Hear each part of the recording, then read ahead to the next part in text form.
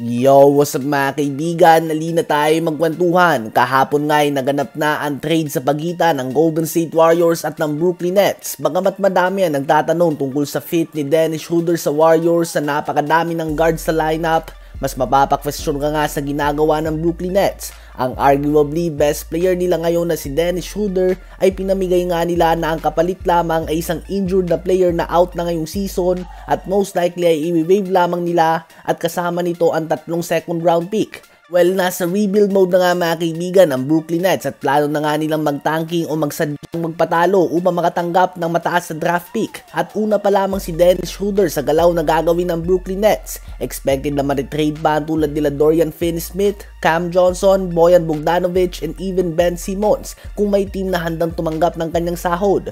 Una pa lang nga ang Dennis Schroeder trade sa mga galaw na inaasahan na gagawin mga kaibigan ng Brooklyn Nets bago sumapit ang trade deadline. In fact, nasa plano na nga ng Nets na isama sa deal with Schroeder sa Warriors si Cam Johnson. Subalit ayaw na isama ng Warriors si Kuminga sa deal na ito. Mas gusto nga ng Warriors na gamitin si Kuminga bilang asset sa isang trade involving a bigger name tulad ni Nikola Vucevic or Jimmy Butler. Sa ngayon, madaming teams sa tulad ng Milwaukee Bucks, Los Angeles Lakers, Denver Nuggets at iba pa ang nagpapakita ng interes kay Cam Johnson at Dorian Finney-Smith. Kayo ba mga kaibigan, saan team nyo ba sa palagay na babagay ang tulad nila Dorian Finney-Smith at Cam Johnson?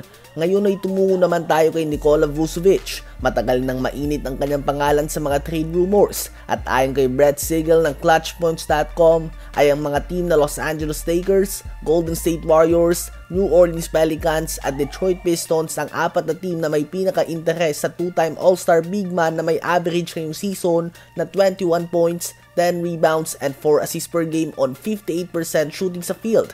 Kahit saan mo nga ilagay si Vucevic sa mga team na nabanggit natin ay tiyak na makakatulong siya dito at makakapagawa ng malaking impact. Kung sa trade assets naman ng Warriors sa pinaka nakakaangat dito dahil kay Jonathan Kuminga at Moses Moody at pwede mo din nga dyan isama si Brandon Podziemski. Ang Lakers naman ay posibleng si Rui Hachimura magiging difference maker sa trade talks dahil kung ang main tradable players nga nila ay sila D'Angelo Russell at Gabe Vincent, ano pa nga bang gagawin ng Chicago Bulls sa kanila kung meron na silang Josh Giddey, Kobe White, Zach LaVine, Ayo Dosunmu, Lonzo Ball, Talen Horton-Tucker at iba pa.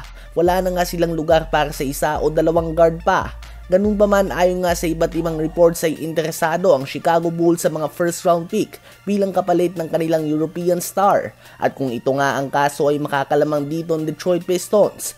Kayo ba mga kaibigan, saan nyo ba gustong mapunta ang 2-time All-Star Nikola Vucevic? I-comment yan sa baba at aking babasahin yan. Huwag kakalimutan na mag-like, mag-subscribe at i-hit ang notification bell for more updates at kwentuhan. Maraming salamat po.